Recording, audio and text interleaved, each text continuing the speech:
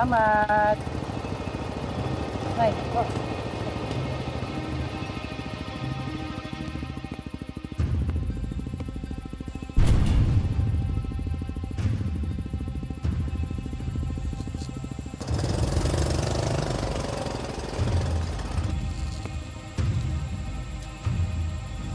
Si Alma yun ah.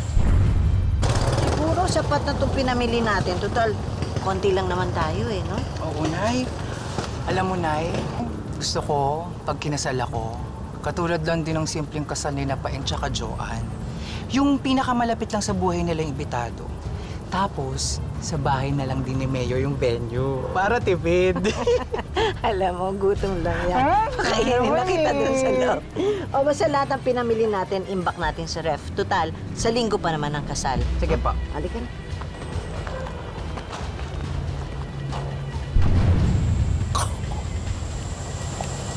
Pag sinuswerte ka naman talaga, sikreto na lumilapit sa'yo. Itatawag ko na to. Nangangati na naman yung kamay ko. Nangangati yung kamay ko.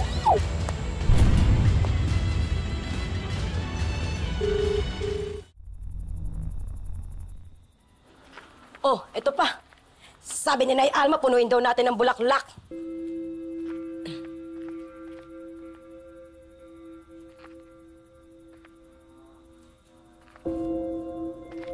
Huy! Wala ka na naman sa sarili mo. Lumilipad na naman yung utak mo. Nasa alapaap. Baba kang konti. Dami nating gagawin.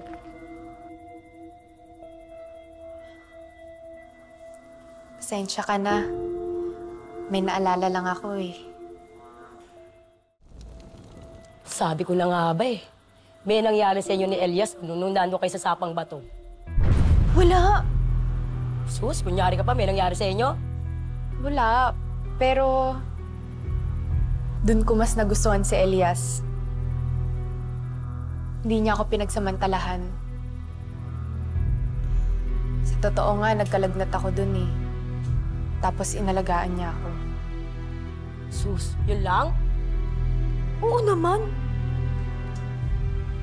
Alam mo, mas nauna kang mamungadkad sa bulaklak na to. Para sa'yo na yan. Ang gaba ng hair mo, ha? Uy, ano ka ba? Uy, huwag ka maingay na sinabi ko yun sa'yo, ah. Ano akala mo sa akin, Mosang? Ano ka ba? Pero umamin ka. Nag-expect ka ng higit pa doon, no? Siguro. Alam mo, mas lalo akong humanga kay Elias. Parang nasa kanya na lahat eh. Pagkasama ko siya, parang lahat kaya niyang gawin para sa'yo. Kaya naman pala lumilipad yung utak mo hanggang Mars, eh. O siya, magtrabaho na tayo. Masisita tayo na Nanay Alma.